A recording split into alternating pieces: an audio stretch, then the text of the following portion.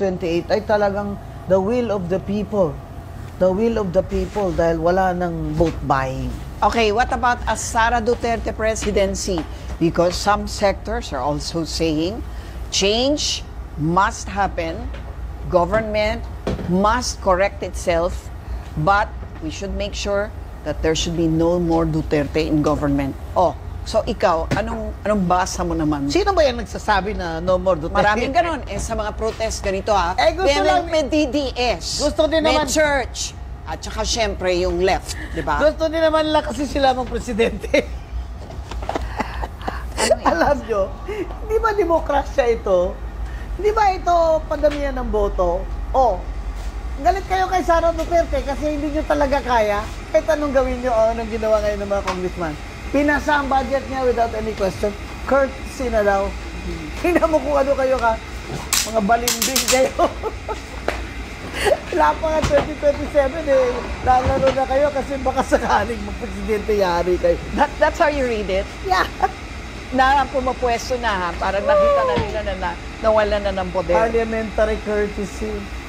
Bull. Yung impeachment nyo. Yung mga quadcom nyo dyan, mga tawag ng tao, tuwadcom. No other institution of government is so vilified by the people than this House of Representatives. Ang hirap talaga ng representatives. I caught your word. Tao, wala na talaga silang dangan. Nakakahiya na. Ginoo ko, nakakahiya na. Parang, ano ba yan? Parang ayoko na mag-congressman. Parang, if you have any sense of decency at all, stop! Stop your kickbacks! Di pa kayo nahiya yung mga apo nyo, mga ano nyo, nagdadamay yan. Stop it! Gusto nyo lang, not another Duterte. Bakit? Gusto nyo, iba? Sino? Sino ang gusto nyo? Sige, I will answer you, but you answer me now. Sino ba ang gusto nyo para alam ko rin kung sino ang boboto ko? Wag. Diba Aquino? Not another Aquino. Sabi nyo, wala nang dilawan.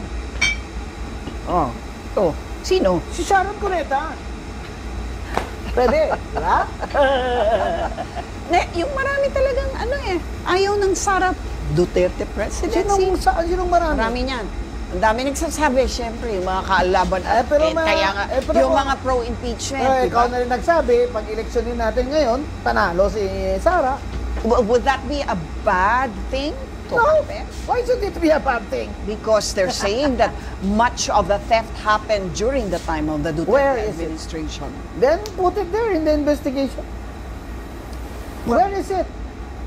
Well, ICI pa lang nga mag-establish na. But we're saying, di ba, moving forward, parang are we going to vote the same people in government na nakikita ng araw na I'm just mouthing what people are saying. Hanapan nyo naman ng corruption ng mga Duterte na hindi nyo muna unahin itong mga congressman ngayon na sure na meron ng mga contractors at engineers na sinusuka na yung alam nila.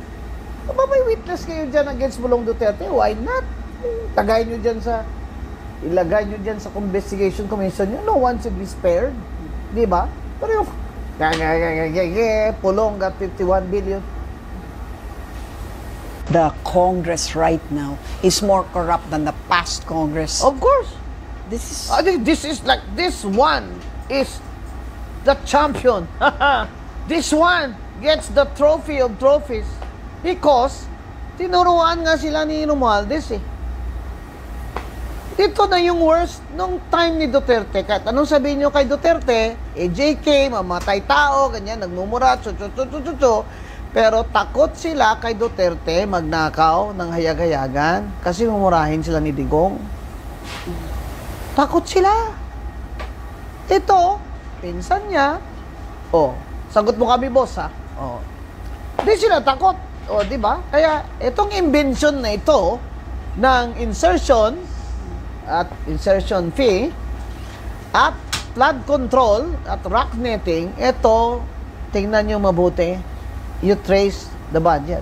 Nangyayari lang ito since 2022. But of course, Diskaya started in 2016 Anong and sabi niya? started to get their billions. O anong sabi by niya? 2019. Tinanong siya, bakit nung panahon ni Digong malakang ganun? Wala naman po nanghingi nung panahon ni President Duterte. Well, sabi nila edited daw ang kanilang testimony sa House. Sino may sabi? Dahil ang Blue Ribbon Committee Chairman nun, si Senator Marcoleta. Paano So, niya na-edit yun? May affidavit yun. Yun ang... Ako, abogado kasi sinasabi ako na- Sabi kayo ng sabi dyan, pero anong nakalagay sa affidavit? Di ba yun marunong magbasa yung Diskaya na yun bago niya pinirma niya? Tagalog pa nga daw yun eh. O kung English yun, siguro sabihin mo pa, hindi siya gumawa nito kasi itong taong ito does not really speak English. Tagalog. Ang sabi nila, yung notaryo daw, expired. Ito naman talaga si Congressman Redon. Parang hindi naman kita estudyante. Paano naging expired yung notaryo? Yung mga notaryo is until December, ganyan. At saka you know the rules. Kahit expired yung notaryo, peke yung notaryo, valid ang dokumento ko. That's the Supreme Court rule. Naman, trying so hard naman to discredit Diskaya. Sino pa ang lalabas? Bakit daw yung impeachment ni Sara, anti-impeachment ako? Ano ba ako, uto-uto?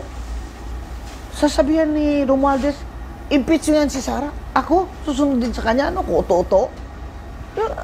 O tapos ngayon, tama ako, di ba? O, tama ako. Why were you against it? Walang due process. Exactly what the Supreme Court said. Can you explain to us why you said Tapos ngayon, you sabi are niya, not for the impeachment? Ano yung due process na hindi nila sinabi nga ng Supreme Court. Biro mo yun? Wala man committee, it did not even pass. There was no Committee on Justice, did not even meet.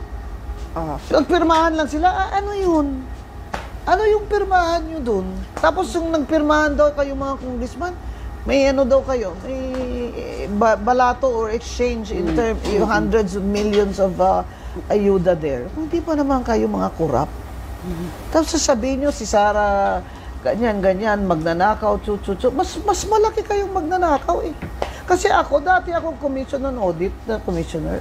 Sa akin yung confidential fund na 125 million ng Office of the President, kung mali ang pag-liquidate niya, COA will determine that. And that has a process.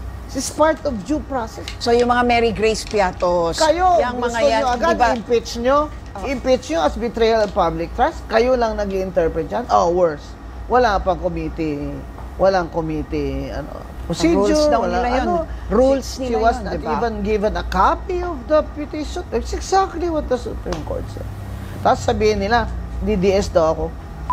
Kayo. Tingnan nyo lahat ng kampanya ni Lenny.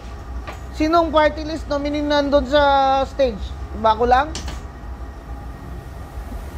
Tanga kayo. Gusto nyo talaga, gusto nyo lang manalo yung party list nyo, kaya ginanon-ganon nyo ako. Pero sabi At I'm very independent. I'm very independent. Kaya, sinasabi ko sa inyo, hindi ako pinaupo ni Romualdez. Pues, I was saved. Sabi nga namin ng mga P3 board, we were blessed. Ako. Because if you had been allowed to sit what? You won't be able to speak out like Number this? one, maaga ko pa siyang binulgar. Or number two, baka nagkautang na loob pa ako sa kanya. Napaupuin mo lang ako, sa iyo kami, ganyan. Kaya ako, ang P3PWD, representative ang zero kickback. Kasi hindi pinaupo ni Romualdez.